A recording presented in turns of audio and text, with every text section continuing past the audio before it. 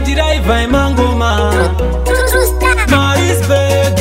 Frusa Getina Juju Dr. Bonji na Dr. Nyasha Peter Chidako vataurire kuti ane makumbotua mirineni andimirizane navo vakarenda andina pandamenda itarenda andina holidays pakarenda mafanzi ati usasarenda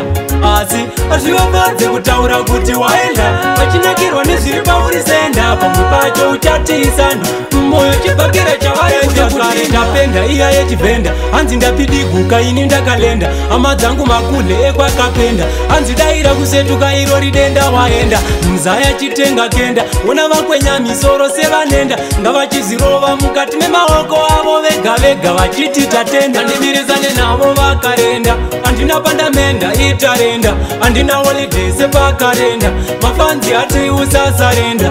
asi azvivafadze kutaura kuti waenda vachinakirwa nezviri paurisenda pamwe pacho uchatiisandu moyo chibhakera chavari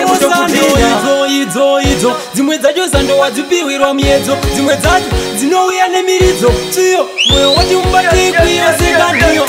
haiziriyo vati ndiyo ndiyo yavanga vachida kujamba ndiyo iyo haiziriyo vati ndiyo mafanzi vazoti ngoma ndiyo ndirizane navo vakarenda andina pandamenda itarenda andina holidays pakarenda mafanzi ati usasarenda